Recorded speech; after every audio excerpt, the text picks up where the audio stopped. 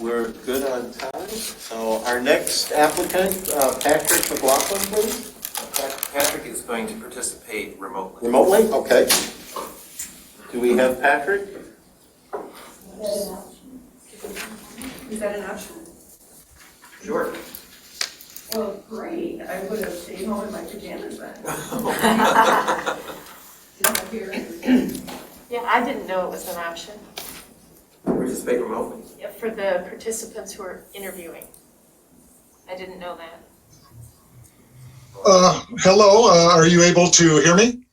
Yes. All right. All right, we're going to, Patrick, can you hear me all right? Yes, I can. All right. Does he have a video he wants to turn on?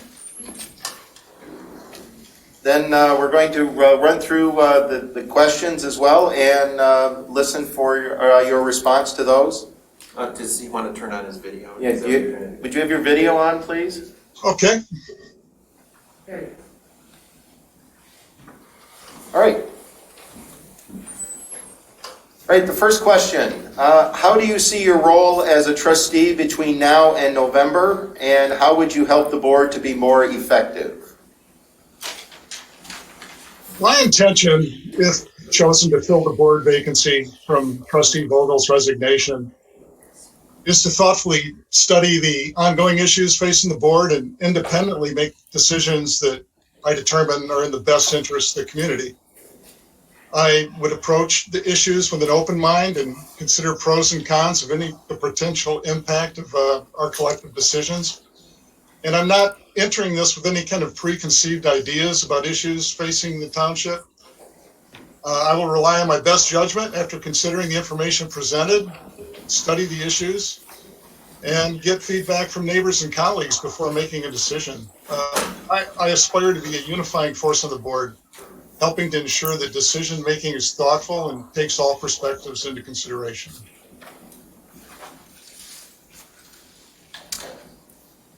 All right, the next question, what, in your opinion, are the top 2 or 3 issues facing Scio Township in 2022, and how would you work to address them? Scio Township faces the same challenges that many townships do, how to strategically manage growth while nurturing a business-friendly posture that also supports the needs of the people in the community. It's necessary for us to ensure that basic services that residents expect, like police, fire, and utilities, are delivered efficiently in a fiscally prudent fashion. I think a really important issue is preparing for a transition to a sustainable carbon neutral economy. This is an increasingly important issue, and we have to be thoughtful about how we communicate our intentions to accomplish this objective. And one issue, I know that I'm exceeding beyond the 2 or 3, but an additional issue that has to be discussed is an issue not faced by most townships, thankfully, and that's how we handle the decades-long Gelman dioxane pollution crisis. The resolution of this complex issue is critical importance in ensuring the well-being of Scio Township residents and our neighboring communities now and for the generations to come. There's no question that I have a great deal to catch up on regarding the complexities of that issue, but I'd like to just commend Roger Rail for initially bringing this issue to the community's attention, and Trustee Knoll for providing comprehensive updates in our township newsletter. All of these issues require the same due diligence of study and research and gathering feedback from colleagues and residents and discussing the best options moving forward.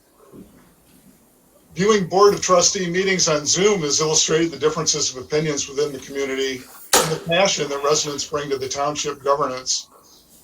It also speaks to the dedication of board members and township staff as they seek solutions to the challenges that Scio Township faces. Listening to the community and working together, I'm confident the board can arrive at decisions that provide the best outcomes for our community. All right. The next question, how would you represent the interests of all the various constituencies within the township? And to the degree there are competing interests on the Board of Trustees, how would you reach an independent decision? I think I've touched on this with my previous responses. I wouldn't make any decisions without a thorough vetting of available information and discussing with other trustees and the residents the wisdom and the potential impact of any mutually agreed upon decisions. The health of a well-functioning government entity is dependent on frank and open discussions, a healthy exchange of ideas, and a collaboration among all the decision makers to arrive at a consensus that best serves the township. It's essential that deliberations are transparent and appropriately shared with constituents. And finally, I'd like to stress that I don't expect unanimity on all issues. In fact, I don't think that's always the ideal outcome. I do want to express a desire to respect all decisions and opinions, even when they're contrary to my own conclusions. I think that democracy works best when we disagree while maintaining civil discourse.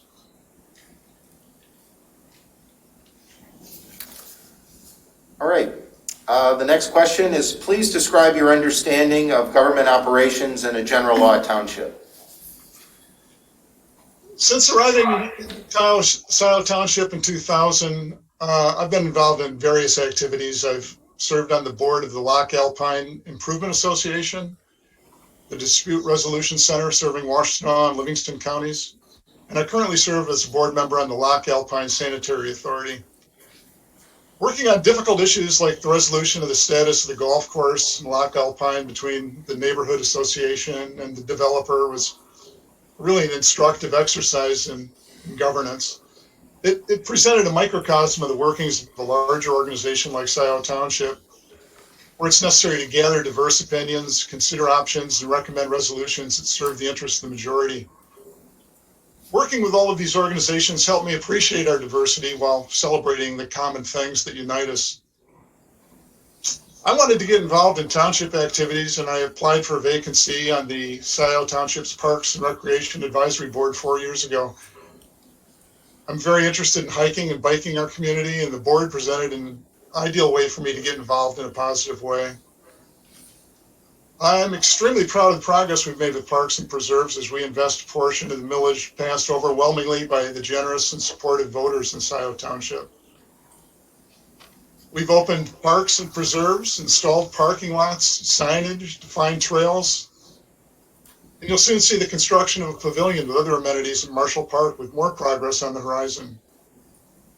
We've recently also hired interns from the University of Michigan who compiled a comprehensive survey of existing flora and fauna at 2 of our properties and developed plans for potentially restoring the landscape to its natural state where appropriate.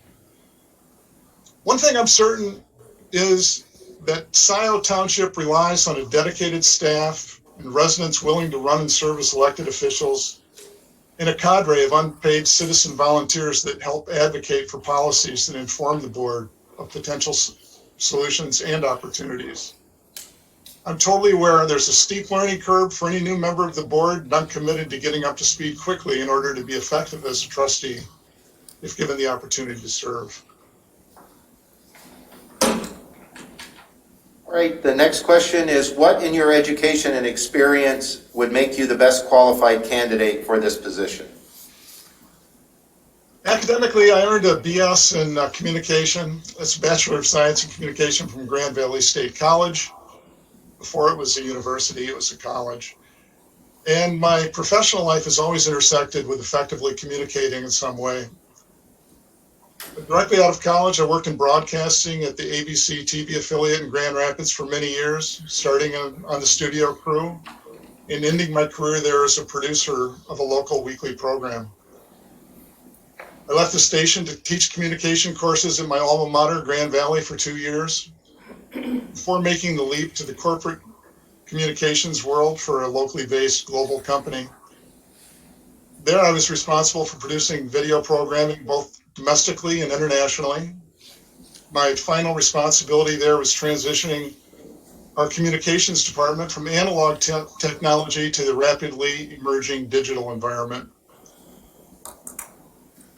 13 years after working at a corporation, my family and I moved to Scio Township 22 years ago actually, for me to transition to serving as the director of communications for a technology startup in Ann Arbor. I subsequently landed with a boutique public relations agency based in Detroit that focused on serving manufacturers. My client at that agency was a global technology company where I managed media relations for 13 regional and general managers, provided media training, and helped ensure that the coverage that they received was accurate, fair, and hopefully positive.